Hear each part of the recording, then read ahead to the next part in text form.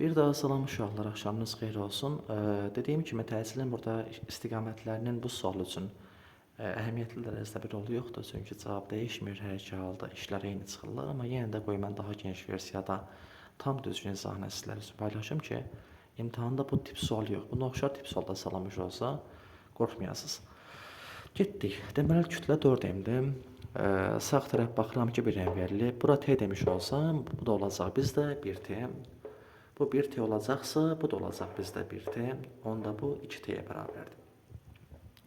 Gəlin davam edək. A aşağı doğru yönəlib. Kütləsi varsa nəyi meydinə çıxacaq? 4M ağırlığı meydinə çıxacaq. Bunun kütləsi varsa aşağı doğru M ağırlığı meydinə çıxmalıdır. Baxıram ki, iki qüvvə istiqamət cəhətinə ikisidirlər. Bir dənə burada məsələ var dediyimiz kimi, heç bir mexanizm işdə qazanc vermir dedik. İşdə qazancı olmadığına görə nə baş verməlidir? V sürət, təcil və yer dəyişmə ilə qüvvə tərs asılı olmalıdır. Gördüyümüz kimi. Onda baxıram ki, bunu qaldıran 1T qüvvədir. Bunu qaldıran 2T qüvvədir. Daha doğrusu. Yəni bunun ipinin gəlmə qüvvəsi 1T-dir, bu 2T-dir. Mən əgər ipin gəlmə qüvvəsinə buradan 2T olan hissəyə yer dəyişməsinə 1H demiş olsam, axı demişik, işdə qazancı yoxdur.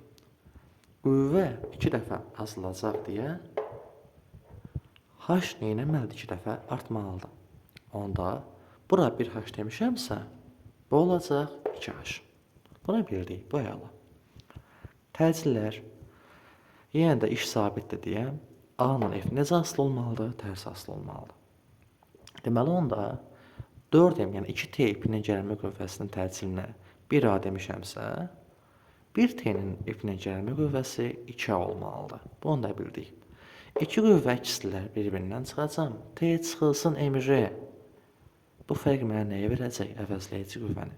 Əvəzləyici qüvvə üzü nəyə bərabərdir? MA-ya. Hansı M? Bu M var 2A-ya. Onda yazdıq gördüyümüz kimi T çıxılsın MJ bərabər 2MA-ya. Burada baxıram 4MJ ilə 2T ikisidirlər.